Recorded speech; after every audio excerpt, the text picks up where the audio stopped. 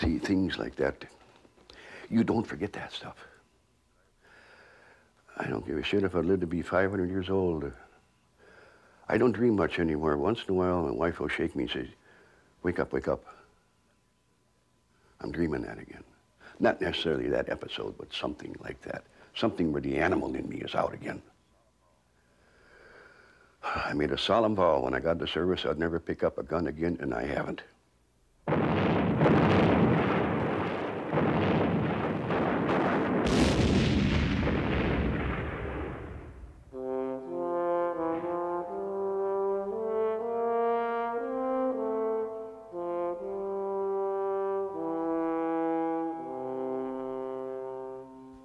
This is the story of ordinary men who went to war on Christmas Day, 1944. It is not a history of the conflict in Europe, its leaders, their strategies, the victories and defeats.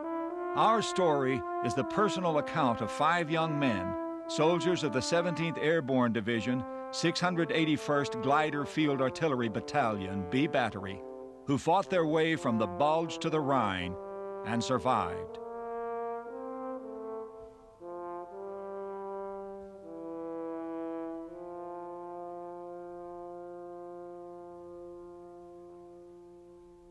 You do things that you never thought you were capable of doing.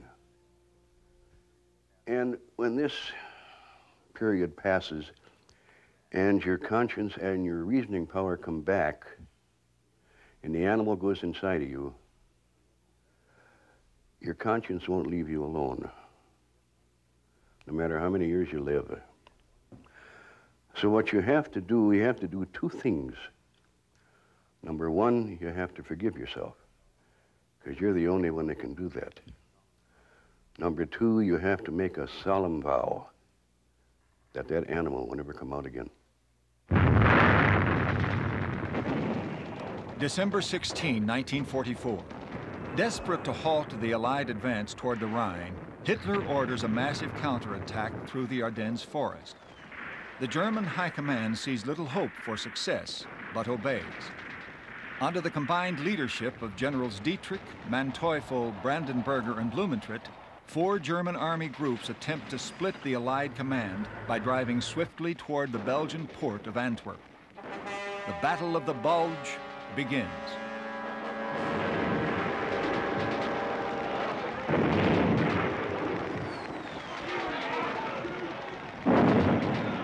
General Eisenhower orders the 17th Airborne to link up with embattled Allied units and drive the Germans from Belgium.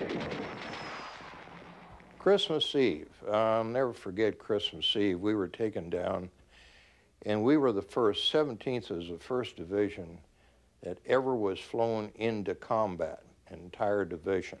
I remember seeing the white cliffs of Dover, and then as we landed, it was dark and eerie. And as we landed there, we went to some kind of a French outpost or some kind of a barracks out there. In fact, it was colder inside of the building than it was outside. From there, which I do believe was the next morning, which is Christmas Day, we were taken by trucks up near the front. And when you started hearing the guns, you were close. So the truck stopped, we all got out and walked up this road. That was bad out there. But the first 2 days of that first battle, we was all chicken, we was all yellow. You're never sure if what you see is really there until you hear like angry bees or somebody that pulls up her zipper real fast. You know you're being shot at. When those shells came at me, buddy, I was scared. I'm telling you, I was scared. And I would say I was scared what it seemed to me was a long time. But it probably was only 10 or 15 seconds, you know. Jesus Christ, this is it. You know, they got me. I got to do something. I'm calling on my instincts. What am I going to do? There was an awful lot of fighting. A lot of dead. What upset all of us, I believe, at St. Vith was the Tiger, German Tiger and Panther tanks against our gasoline Sherman tanks that they called Sears and Roebuck coffins, and also their 88 artillery was tremendous. They had Nebelwerfers, which we called screaming Mimes, which were rockets, and I think they shot 60 at once out of tubes. And there was an awful lot of artillery and tank fire. Guys are getting hit, and they lay there and they cry for a medic. And they die. I saw one fella. I looked at him and his whole rib cage was pulled back, and I could see his heart and I could see his lungs. He lived. Another guy got shot in the hip. He died. Guy got hit right beside of me, but I never got hit. I hit in the helmet.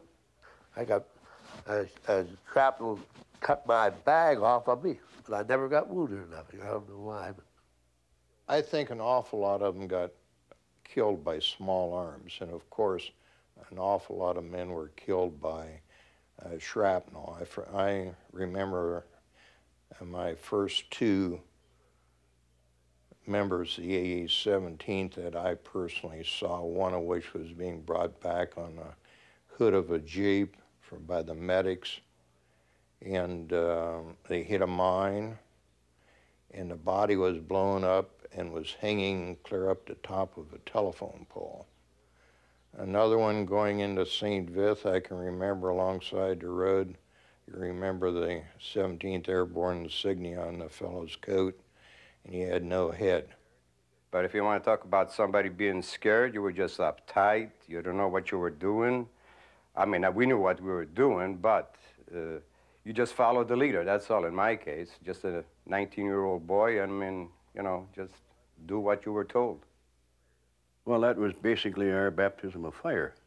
Maybe the town was a mile away, but we called it the area of St. Vith. That's where we first got it. Our baptism.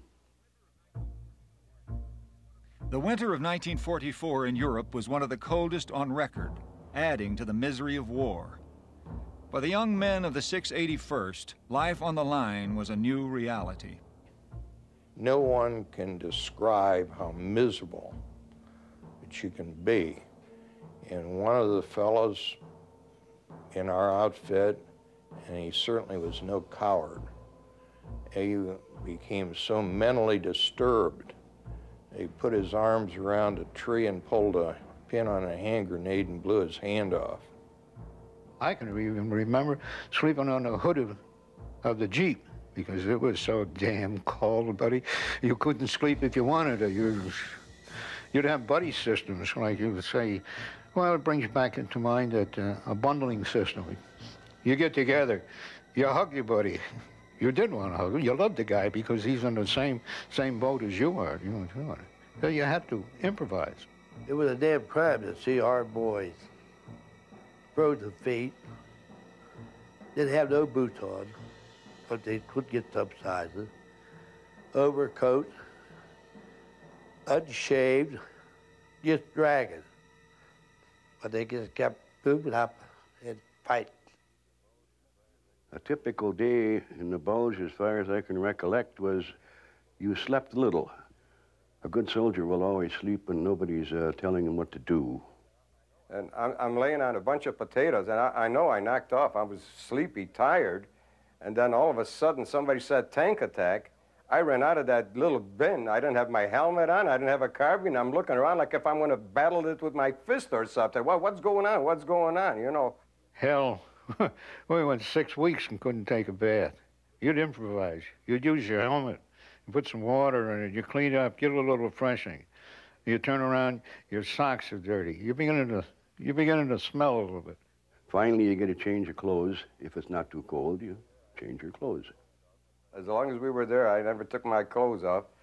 I think I took my boots off once when saying that somebody told us if you get some straw and put it in your galoshes, you know, your feet will be a little bit warm, you get better circulation. It wasn't as easy to walk, but your feet were warm. I've seen I've seen frozen feet that were actually black. We had about 20% of our casualties with amputated toes, amputated feet from frostbite and everything, because we did not have the equipment at that time. And you ate when you could. In other words, you never got very hungry because your stomach was so tight, you had no hungry feeling. The food, I mean, basically the food was what you could carry sometimes would be K-rations, okay? But sometimes you come across the chicken just laying on the side of the road. We'd become butchers. We'd take the damn chicken, wring its neck, get some snow, melt the snow into the helmet, warm it up, and cook it, and then eat. Because buddy, when you're hungry, you're really hungry. There's only one time I remember where we had hot food. It's cold. They brought up hot food. God, that was a luxury, hot food. We all went and sat in the snow and ate. And in back of this farmhouse was a pigsty, or a pig pen. And in there were two pigs. I never seen so two skinny pigs in my whole life as those two were, because there's no doubt the farmer and his wife, or whoever, they took off, wham, they're going. And in this pig pen laid a German soldier. And the funny part of it at the time, one pig had a hold of his neck, and the other pig had a hold of his leg, and they were pulling in opposite directions. In other words, these pigs were hungry. First thing you look for when you're after a battle, you go into town, you look for something to drink. Whiskey, beer, anything you can find. 'Cause you want to have a drink and hoop it up a little bit. That's the first thing. The next thing is you want to take a shower. But most of the soldiers always look for something to drink.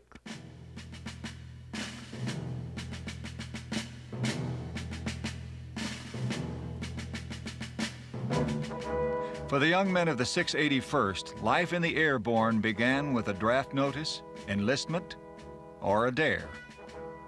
I didn't even know what airborne meant. I thought I'm going to be watching airplanes.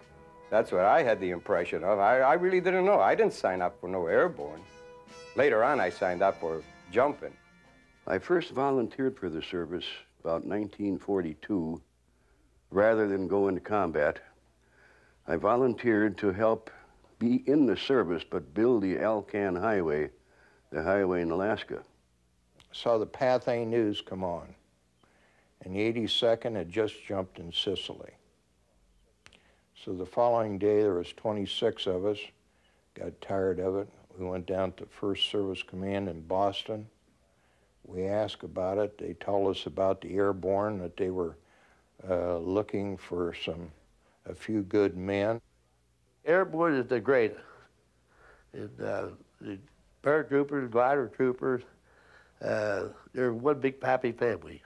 And that $50, the only reason why most of them guys went to paratrooper because $50 more a month. That was a lot of money back in them days. I went in as a private, okay? At first off, I didn't want to be kicked around. I didn't want to be in that war. I was drafted. Well, let's put it this way. I was drafted. But hell, if I'm going to be in this war and I can't get out of it, I better look out for Bob Harsh, and I better take some responsibility for it. At Camp McCall, North Carolina, the 17th Airborne trained under the command of General William Miley. There, the men of the 681st Glider Field Artillery Battalion were forged into a combat unit. Each man assigned his role in the execution of the battle plan.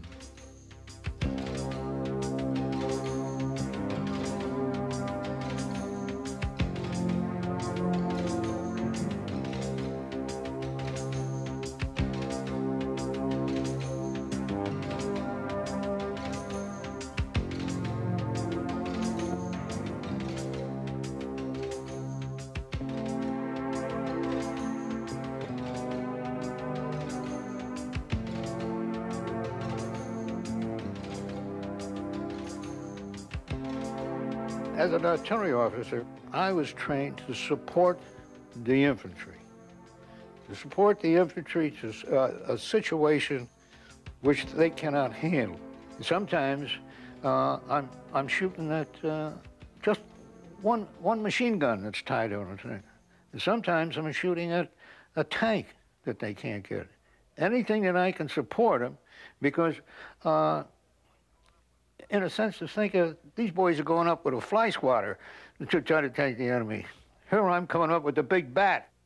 I was originally a scout corporal, as they call it. It's more or less Carl Aaron and myself. We were in that same kind of category. And, well, the job was, as we get into position, we were supposed to line up our howitzers, as we call them, into the direction where the fire is going to go. I was what they called a forward observer, which meant you went with the infantry right on line with them, and you adjusted artillery fire on any enemy installations or trucks or a group of people. And if you could drop a shell within 30 yards of your target for the first round, they call it the first shot. That was pretty good. My gun section was one of the best gun sections. I trained the boys, and I worked with them at nighttime, and when I had someone that fouled up, I'd give him punishment myself, KP, or give him retreat duty or stuff. I made sure they did foul up overseas. But my motto was always, you either kill or be killed. August 1944, training and maneuvers completed, the 17th Airborne embarked for England. At base camp in Swindon, near London, the men of the 681st waited for combat orders. I liked England. Once in a great while, you'd get a pass to go to London.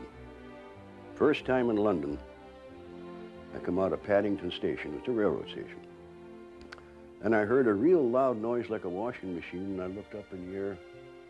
Little shitting kid next to me, he says, "Don't worry, soldier, it's only a buzz bomb." Now, this little kid, let's say he's 6, 7 years old, he was used to that. That was nothing to him. To me, it was something strange.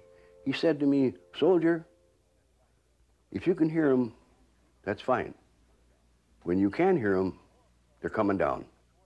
You know, the war was going good before the Battle of the Bulge, you know, and we were saying to ourselves, well, maybe they won't use us. You know, we hope they don't use us, right? But we were still prepared. We still had a semi-feeling, at least for myself, this is what we trained for. And if you don't get into it, you've been caught short. You've been denied something. We all hoped definitely to get into combat. In fact, many of us were upset that we did not get into the Holland campaign. See, there was D-Day campaign, there was a Holland campaign, and then there was the Rhine River at Wesel. I understand we were alerted for Holland, to jump to Holland. I don't know what happened that we didn't. Then there were some stories that we were also alerted for Bastogne. As far as our assignment was concerned, we knew we were going to be fighting Germans and be on German soil, but as far as when, nobody knew. Then all of a sudden, within 8 hours, everybody was out of there.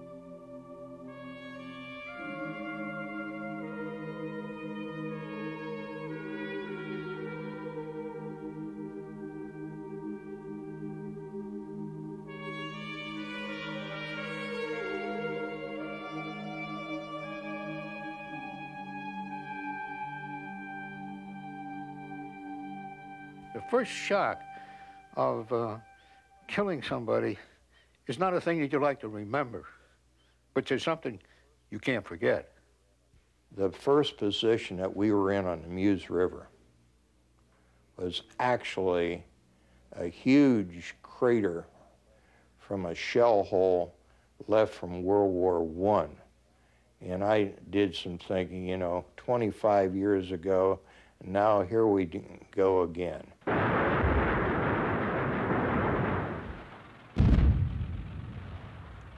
For the next 4 months, the 17th Airborne fought from Belgium to Germany. At the Meuse River, Saint-Vith, Houffalize, the Rhine, Wesel, and Münster. To the men of the 681st, now hardened by daily combat, all battles became one battle, with the only victory being survival.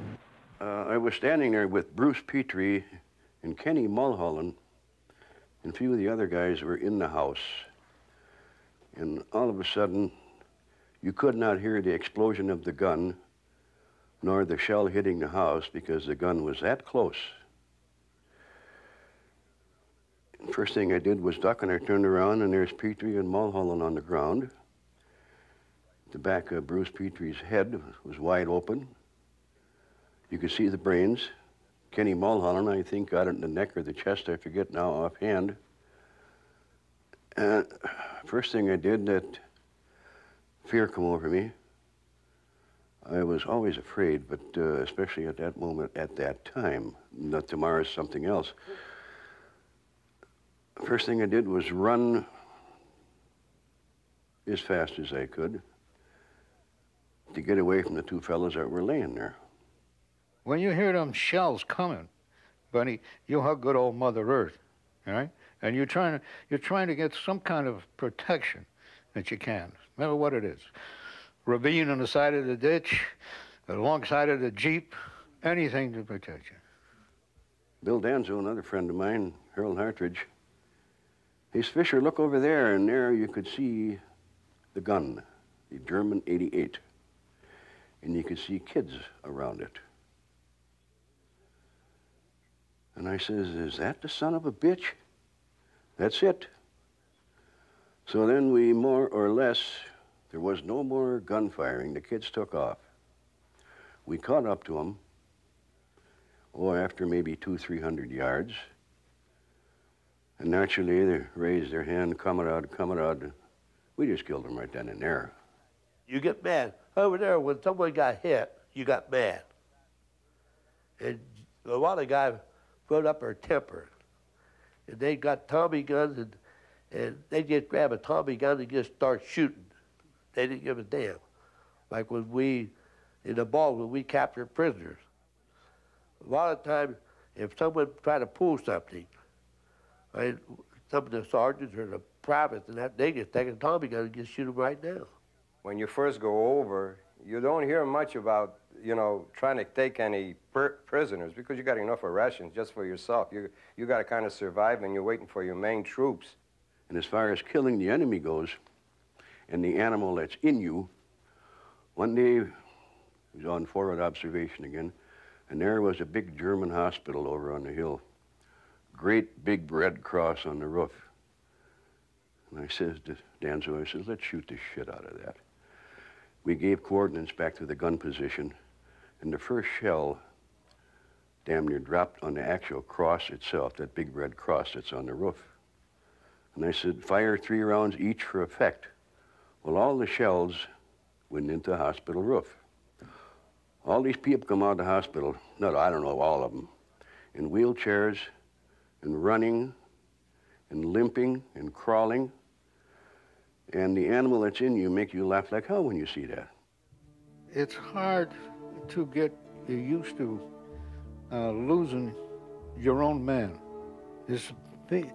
The week before, as like I had mentioned, you were close to the man, keeping warm, okay? Now all of a sudden, he's not there to keep you warm anymore, okay? You get so tied up inside that it brings in an anger, I would say, inside of yourself. He's taking the life of my buddy here, But this is part of battle. You realize that that's part of battle, and so it makes you a little more savage, so to be. It comes right back to him, and you say, and this boy was right alongside you, maybe a half a hedgerow away, maybe 3 feet from you. Why him and not me? And I guess I was lucky because they say I don't know, they say I flew up about 15 feet in the air and then I landed in mud. I guess they couldn't find me there for a while.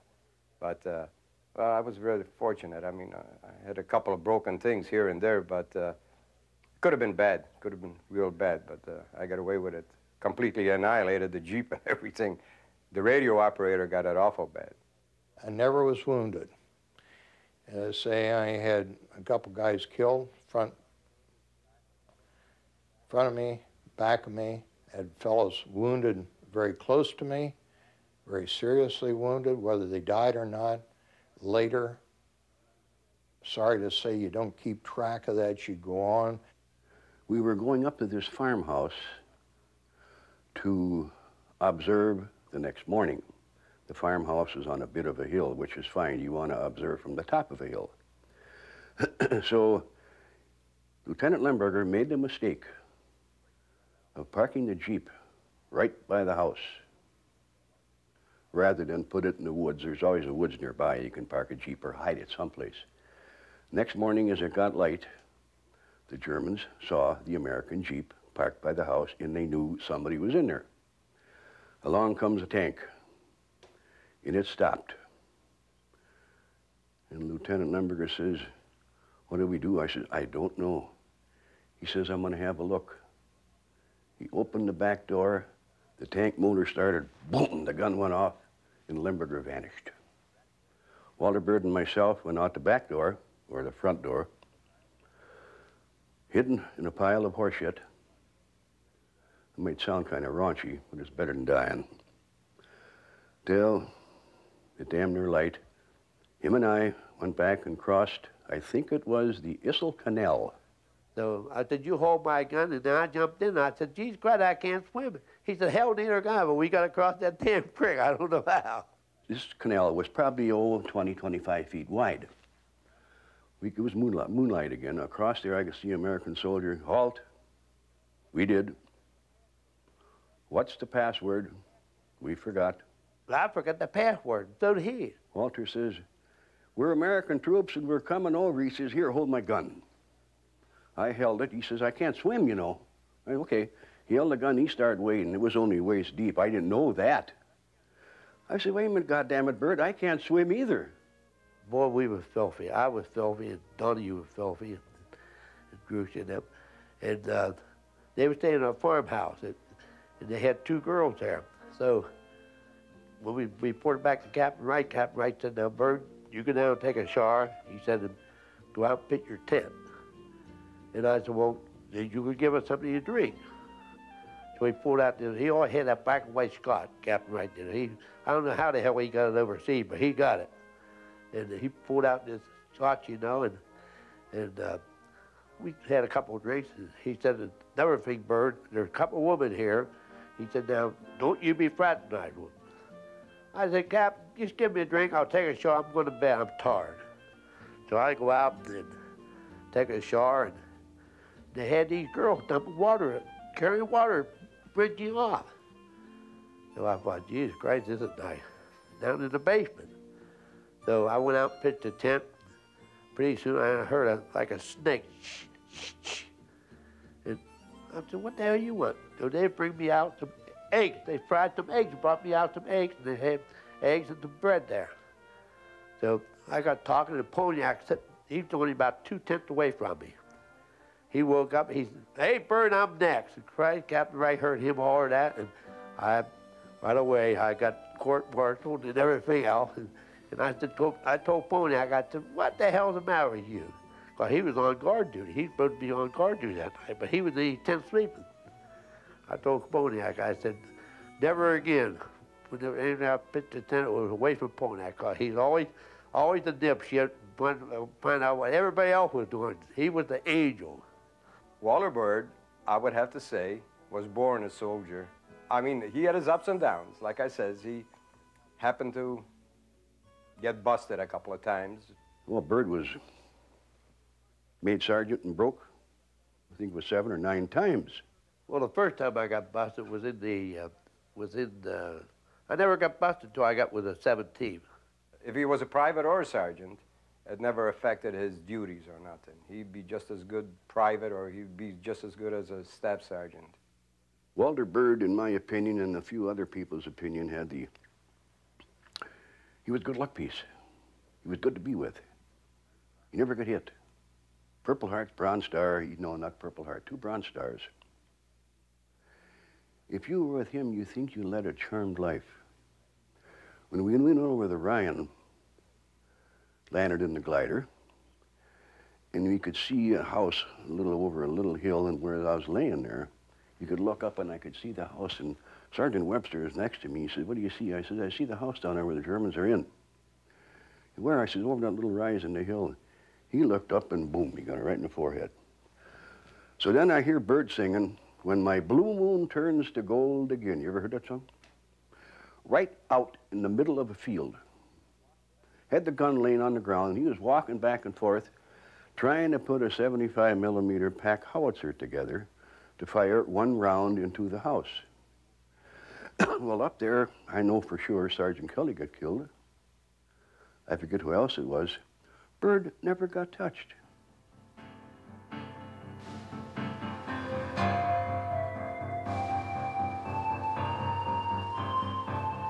On March 24, 1945, the 17th Airborne was airdropped across the Rhine River onto German soil. In the assault, codenamed Operation Varsity, the 17th fought as they were trained, as an airborne combat force.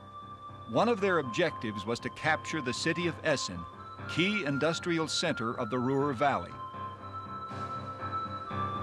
We're swaying back and forth.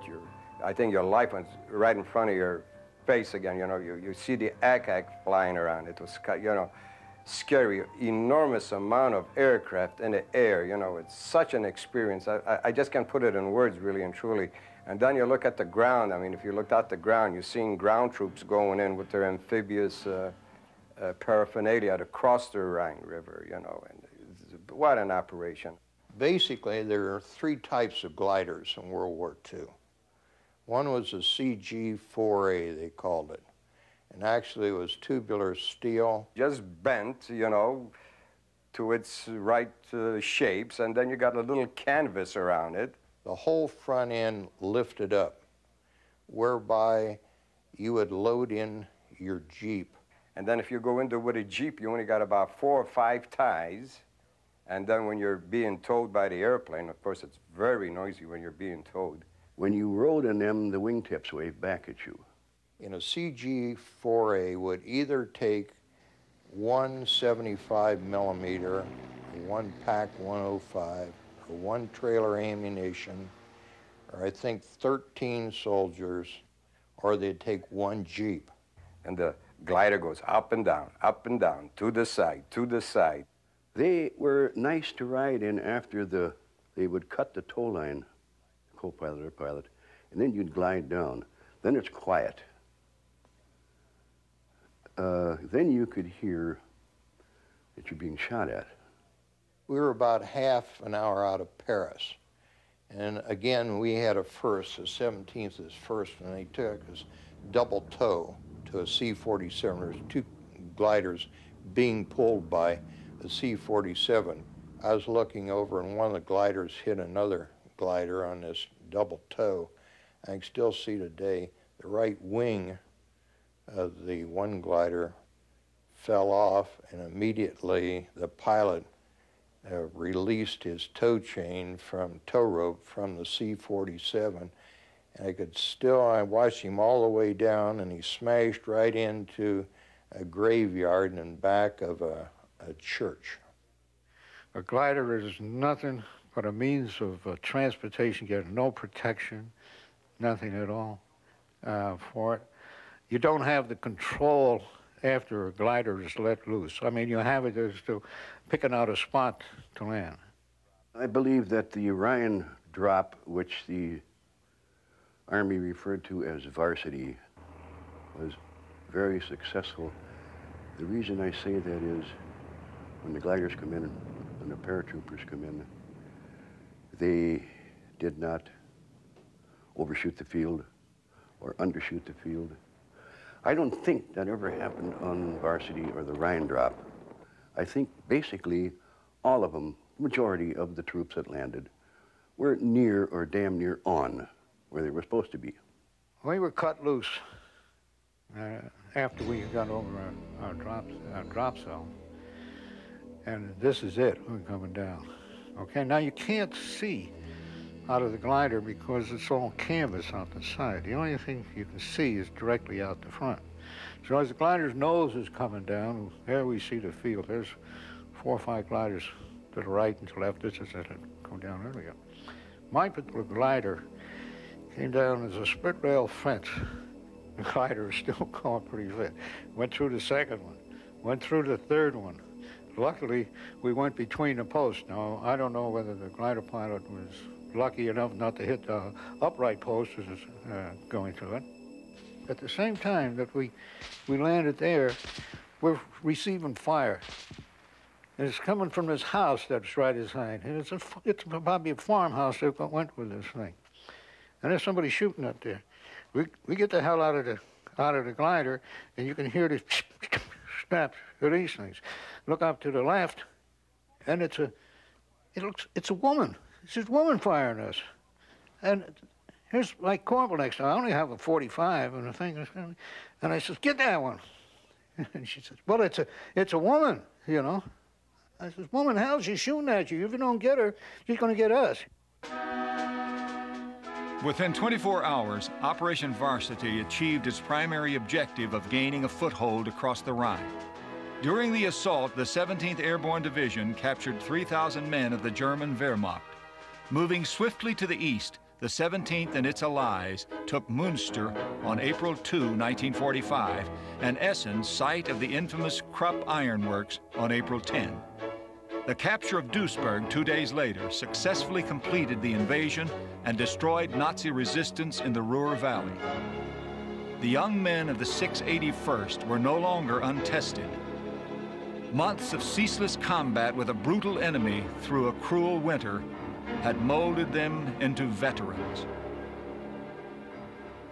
We had a hell of a time in Munster because the civilian, there were German hid in there, in the home, in the basement now, giving the orders to the civilians in the town.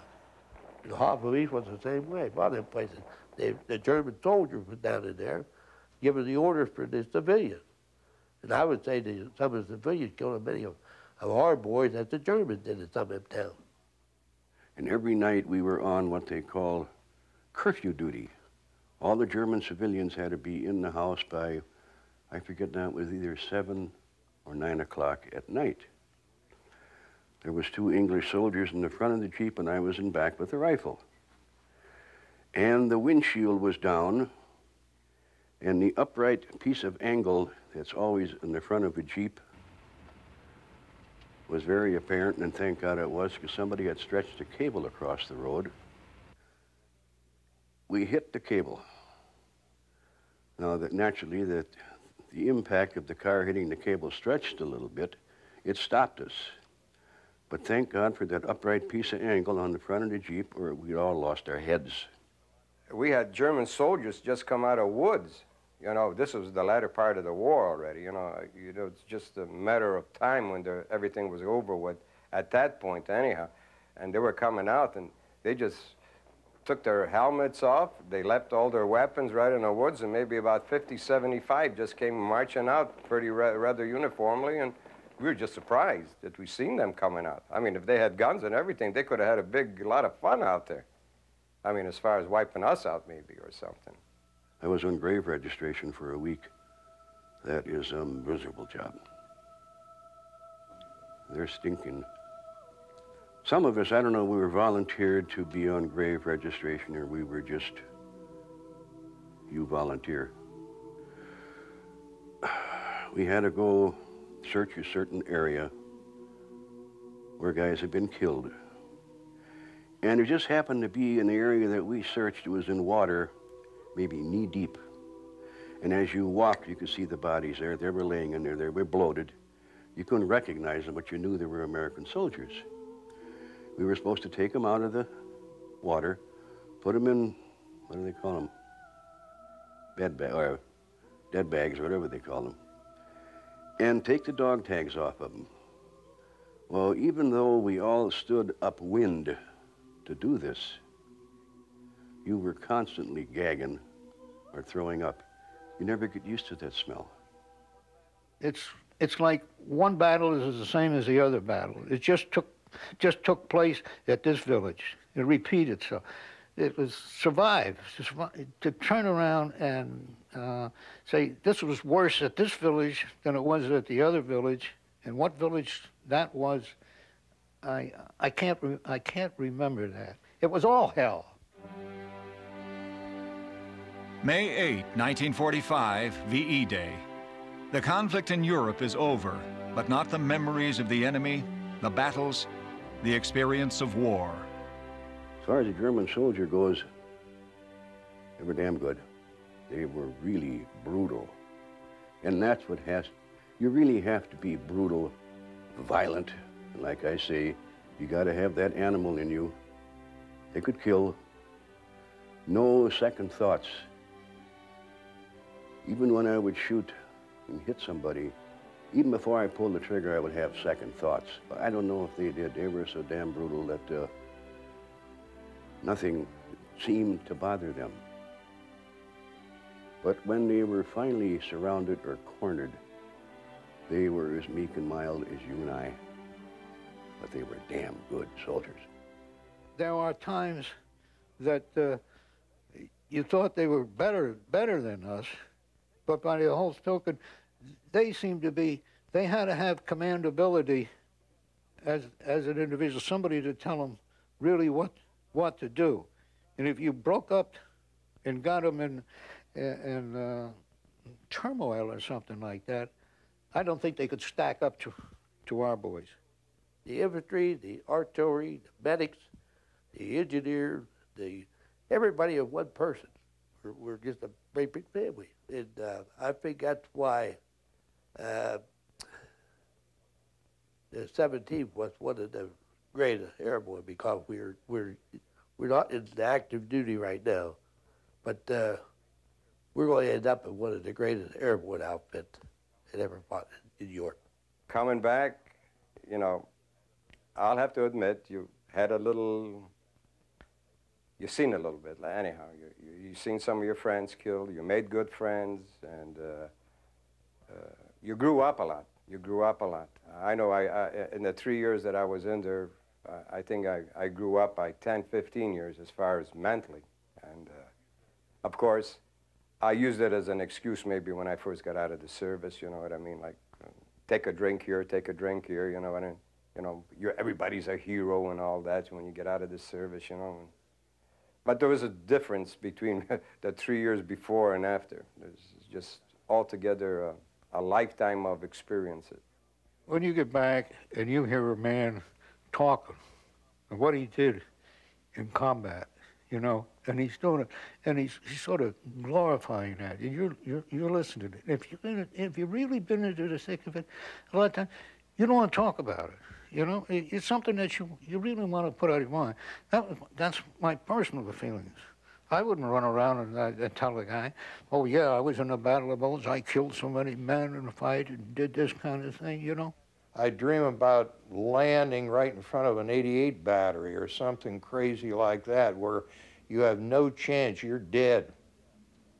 Everything's death, I mean, that you dream about in these things. At least I think of them, as I say now, maybe once a year I think of these. When I first came back, I thought of them a couple times a week about it. And generally it was like, you know, going through a woods or something and going out with a Jeep and doing a survey or something up on the front lines for the battery to come in and walking right up to a sniper and getting it right between the eyes, as old Patton said, you know, something like that.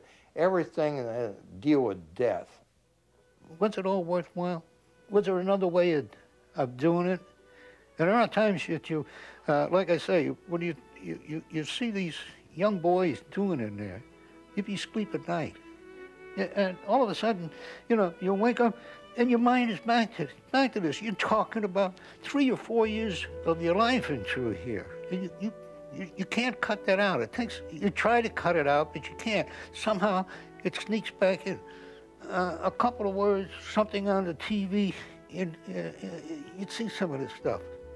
And it would affect me in such a way that I don't want to look at that. I don't want that memory, you know. And other times, it's different. They were forced into a situation, and they made the best of it. That's what no matter how hard it hurt them, they still did the job to get it done. So I have to get you grab about as good as you can.